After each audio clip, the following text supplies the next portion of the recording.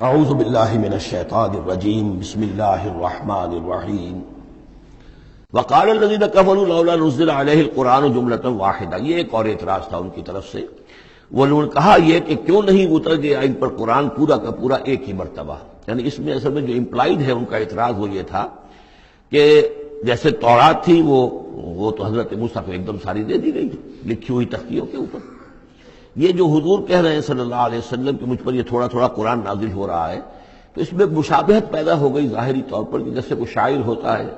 تو سارا دیوان ایک دن میں تو نہیں وہ لا سکتا، وہ تو تھوڑا تھوڑا ایک غزل کہے گا، قصیدہ کہے گا، پھر کچھ کوشش کرے گا، پھر کوئی اچھی کوئی اور نظم لائے گا، پھر وہ جمع ہو کر دیوان بنے گا۔ تو اس اعتبار سے ان کا یہ اعتراض تھا کہ کیوں نہیں قرآن پورا کا پورا ان پر نازل ہو جاتا۔ کذالک لنثبت بہ فؤادک، یہ ہم نے اس لیے کیا ہے محمد صلی اللہ علیہ وسلم کہ اس کے ذریعے سے آپ کا جی، آپ کا دل اس پر ٹھک جائے۔ ورتلناہ ترتیلا، یعنی یہ کہ حالات کی مناسبت کے ساتھ ساتھ یہ نازل ہو رہا ہے، اور یہ کہ صرف حضور کا نہیں بلکہ اہل ایمان پوری جماعت، اس لیے کہ بر وقت جب رہنمائی آتی تھی اور بر وقت جو حالات تھے اس وقت ان کے حوالے سے گفتگو ہوتی تھی تو انہیں تسکین حاصل ہوتی تھی، انہیں یہ حوصلہ ملتا تھا کہ آج جو کچھ ہمارے ساتھ ہو رہا ہے یہی نوح کے ساتھ، ہود کے ساتھ، صالح کے ساتھ ہو چکا ہے، اور بالآخر جو ہے اللہ تعالیٰ نے ان سب کو کامیاب کیا اور انہیں بچا لیا، اور باقی ان کے دشمن جو ہیں وہ ملیا بیٹ ہو گئے، تو اس سے ان کے دلوں کو سہارا ملتا ہے۔ وَلَا يَأْتُونَكَ بِمَثَلٍ إِلَّا جِئْنَاكَ بِالْحَقِّ، اور یہ کوئی بھی اعتراض آپ پر نہیں کریں گے، کوئی بھی مسئلہ آپ کے سامنے پیش نہیں کریں گے مگر یہ کہ ہم اس کے جواب میں حق لے آئیں گے آپ کے پاس، ان کو پورا جواب مل جائے گا، وَأَحْسَنَ تَفْسِيرًا، اور بہترین تشریح ہم کھول کر دیں گے۔ الَّذِينَ يُحْشَرُونَ عَلَىٰ وُجُوهِهِمْ إِلَىٰ جَهَنَّمَ،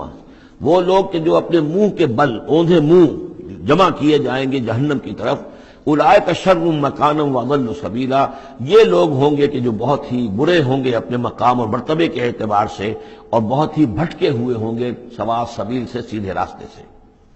وَلَقَدْ آتَيْنَا مُوسَى الْكِتَابَ وَجَعَلْنَا مَعَهُ أَخَاهُ هَارُونَ وَزِيرًا، اور ہم نے موسیٰ کو کتاب دی تھی اور اس کے ساتھ ہم نے اس کے بھائی ہارون کو اس کا وزیر بنا دیا تھا، اس کا کام میں تعاون کرنے والا، اس کی ذمہ داریوں میں اس کا ہاتھ بٹانے والا، اس کے بوجھ اٹھانے میں اس کی مدد کرنے والا۔ فَقُلْنَا اذْهَبَا إِلَى الْقَوْمِ الَّذِينَ كَذَّبُوا بِآيَاتِنَا، تو ہم نے کہا کہ تم دونوں جاؤ اس قوم کی طرف جنہوں نے ہماری آیات کو جھٹلایا ہے۔ فَدَمَّرْنَاهُمْ تَدْمِيرًا، تو پھر ہم نے ان کو ہلاک کر دیا، برباد کر دیا، اکھاڑ کر پھینک دیا، یعنی یہی جو معاملہ ہوا آل فرعون کا کہ وہ غرق کر دیے گئے۔ وَقَوْمَ نُوحٍ لَمَّا كَذَّبُوا الرُّسُلَ، اسی طریقے سے قوم نوح کو بھی جب کہ انہوں نے رسولوں کی تکذیب کی، اغرقناہم، انہیں بھی ہم نے غرق کر دیا، وجعلناہم للناس آیہ، اور انہیں ہم نے تمام نوع انسانی کے لیے ایک نشانی بنا دیا، وَأَعْتَدْنَا لِلظَّالِمِينَ عَذَابًا أَلِيمًا، اور ہم نے ظالموں کے لیے یہ دنیا کا جو عذاب استیصال تھا وہ تو نقد یہاں مل چکا ہے، اصل تو عذاب علیم آخرت کا ہے جو ان کے لیے تیار کر دیا گیا ہے۔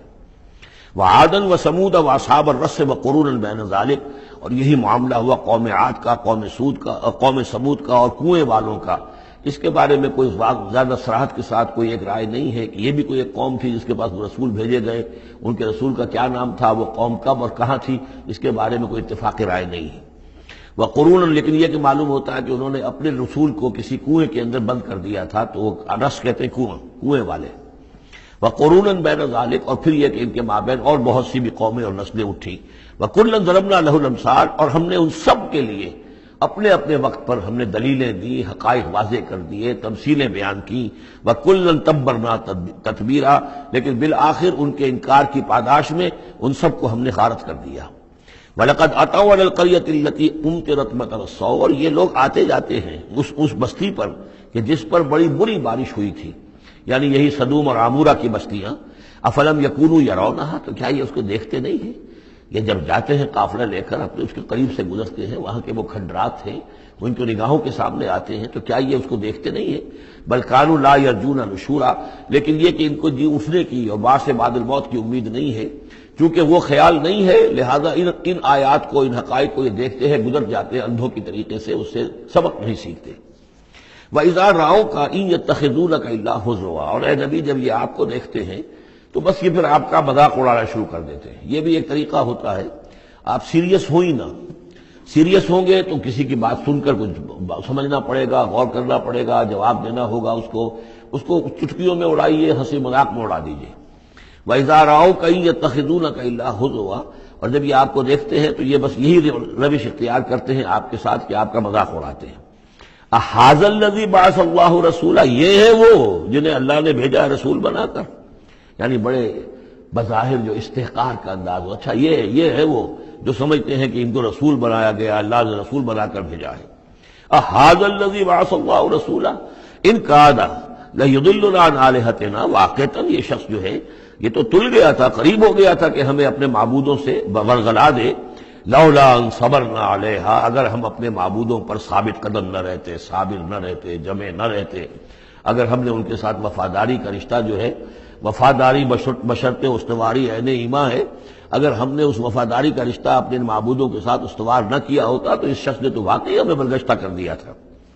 وَسَوْفَ يَعْلَمُونَ حِينَ يَرَوْنَ الْعَذَابَ مَنْ أَضَلُّ سَبِيلًا، ان قریب وہ جان لیں گے جب وہ عذاب کو دیکھیں گے کون تھا بھٹکا ہوا راستے سے۔ آیا محمد اور ان کے ساتھی صلی اللہ علیہ وسلم ورضی اللہ تعالیٰ عنہم اجمعین، یا یہ کہ تم لوگ؟ صدق اللہ العظیم۔